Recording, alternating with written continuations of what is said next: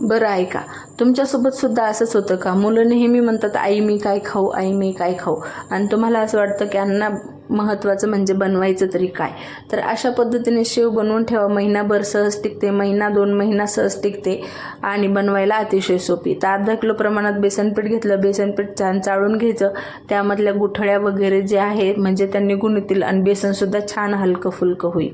आता बेसन चाळल्याने 2 ते 3 फायदे होतात. मग पहिला फायदा, बेसनातल्या ज्या गुठळ्या असतात त्या फुटल्या जातात, बेसन हलकं फुलकं तयार होतं आणि आपल्याला ज्यावेळेस पीठ मळायचं आहे बेसन पिठाचं तर त्यावेळेस हलकं जातं. तर अशा पद्धतीने संपूर्ण पीठ जे आहे मी चाळून घेतलं चाळणीने आणि त्यानंतर यामध्ये साधारण मी इथे 1 कप पाणी घेतलेलं आहे. 1 बाउल घेतलं, त्यामध्ये 1 कप पाणी घातलं, त्यानंतर चवीनुसार मीठ. चवीनुसार मीठ म्हणजे 1 चमचा मीठ घातलं, पाव चमचा हळदी, 2 चमचे काश्मीरी मिरची पावडर. आता लहान मुलांसाठी किंवा मग लहान मुलांसाठी आपण ही शेव बनवत आहोत तर इथे तिखटाची मिरची पावडर वापरलेली नाही आहे. तुम्हाला हवं असेल तर तुम्ही साधारण अर्धा ते 1 चमचा तिखटाची मिरची पावडर वापरू शकता. पण काश्मीरी लाल मिरची पावडरने रंग सुरेख येतो आणि खाताना तिखट लागत नाही, जळजळ होत नाही. तर अशा पद्धतीने शेव बनवण्यासाठी काश्मीरी मिरची पावडरच वापरा. त्यानंतर 2 पळी तेल घातलं, पोह्याच्या चमच्याने म्हणाल तर साधारण 5 चमचे तेल घातलं. हे संपूर्ण जे आहे छान असं एकत्रित करून घेतलं. महत्त्वाचं म्हणजे मीठ छान विरघळलं पाहिजे.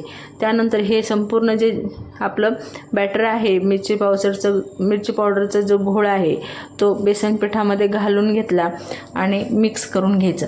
आता इथे तुम्हाला वाटत असेल की पाण्याचं प्रमाण थोडंसं कमी झालं तर 1 ते 2 चमचे पाणी वापरू शकता. फक्त खूप जास्त पाणी वापरू नका, कारण बेसन पिठाला खूप जास्त पाण्याची आवश्यकता पडत नाही.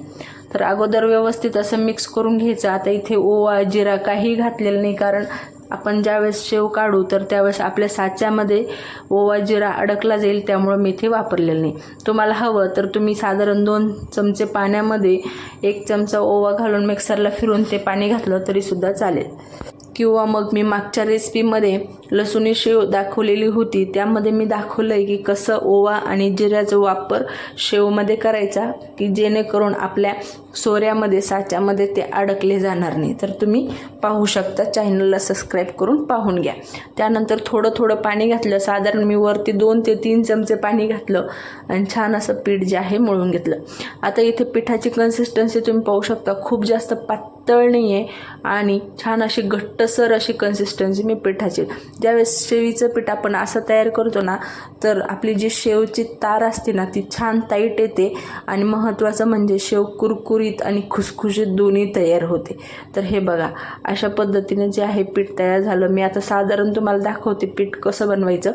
तर हे बघा, ज्यावेळेस मी वरून खाली टाकण्याचा प्रयत्न करत आहे तर पीठ अजिबात पडत नाही, इतकं घट्ट आपल्याला पीठ मळायचं आहे. आणि हे बघा, तारसुद्धा पाहू शकता तुम्ही पिठाचे कसे आलेले आहे. तर इकडे आपलं पीठ तयार झालेलं आहे. त्यानंतर इथे सोऱ्या घ्यायचा. आता इकडे माझ्याकडं जो आहे जुन्या पद्धतीचा सोऱ्या आहे, त्यामध्ये मी सगळ्यात बारीक जी आपली चाळणी असते ती घेतली, त्याला थोडंसं तेलाने ग्रीस करायचं.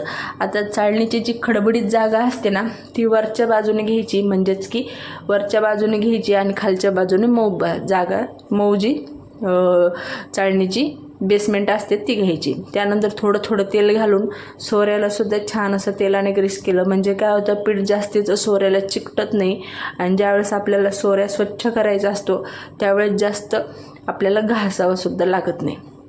तर ही ट्रिक जी आहे तुम्ही नक्की फॉलो करा. त्यानंतर पिठातून थोडंसं पीठ घेतलं, हातावर छान असा गोळा केला. हे बघा, असा गोळा होईल ना इतकं पीठ आपल्याला घट्टसर लावायचं आहे. आता तुम्हाला जर वाटत असाल की इतकं घट्टसर पीठ लावल्याने तुम्हाला शेव काढायला त्रास वगैरे होत आहे तर साधारण 1 ते 2 चमचे तुम्ही पाणी आणखीन ॲड करू शकता. फक्त खूप जास्त पाणी ॲड करू नका, जेणेकरून आपली शेवची तार जी आहे व्यवस्थित येणार नाही. आता पीठ घातलं, अगोदर थोडीशी इकडे जे आहे शेवीची तार काढून घेतली, म्हणजे काय होतं एकसारखी आपली तार जी आहे तेलामध्ये पडेल, एकसारखा घाणा जो आहे शेवीचा तेलामध्ये पडेल. अगोदर तेलामध्ये थोडंसं जे आहे बेसन पीठ टाकून पाहिलं तर छान असे बबल्स येत होते. इकडे आपलं तेल तापलेलं आहे. आता कडकडीत तेलामध्ये आणि गॅसची फ्लेम लो करून अगोदर शेवचा घाणा सोडून घेऊया.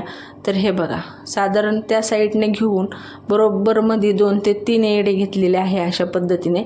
आता इकडे कढई छोटी आहे त्यामुळे खूप जास्त मोठे येडे या ठिकाणी मी घेतलेले नाही आहे. त्यानंतर गॅसची फ्लेम हाय केली आणि तेलाचे थोडे बुडबुडे थांबले की खालची बाजू 2 मिनटं आणि वरची बाजू 2 मिनटं अशी करत जे आहे शेव अशी तळून घ्यायची. अजिबात तेल न पिणारी, महत्त्वाचं म्हणजे कुरकुरीत आणि खुसखुशीत दोन्ही ही शेव तयार होते. तर हे बघा, दुसरासुद्धा घाणा टाकायला घेतला. तेल किती कडकडीत गरम आहे तुम्ही पाहू शकता.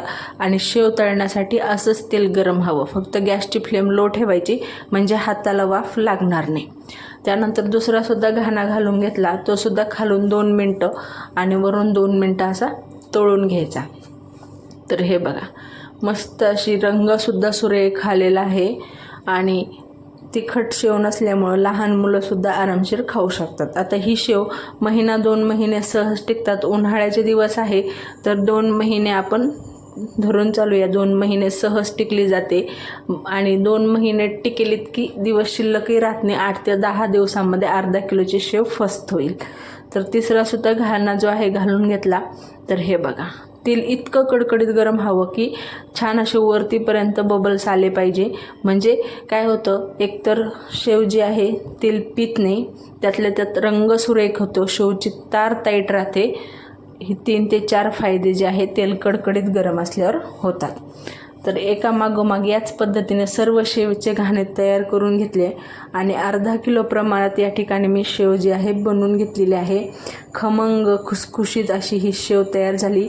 ना सोडा वापरला आहे ना जास्तीचं तेल शोषून घेतले शेवनी, अजिबात नाही. आणि रंगसुद्धा सुरेख आलेला आहे. ज्यावेळेस आपण मिरची पावडर ते सर्व पाण्यामध्ये मिक्स केलं तर रंग छान सुरेख आलेला आहे.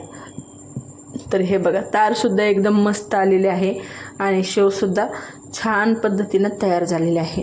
तर एकदा नक्की ट्राय करा. तुमचा अनुभव माझ्यासोबत शेअर करा आणि शेवचा आवाज ऐका. आणि चॅनलला सबस्क्राईब करायला अजिबात विसरू नका. अशाच नवनवीन रेसिपीजसाठी चॅनलला आत्ताच सबस्क्राईब करून ठेवा. सपोर्ट करा.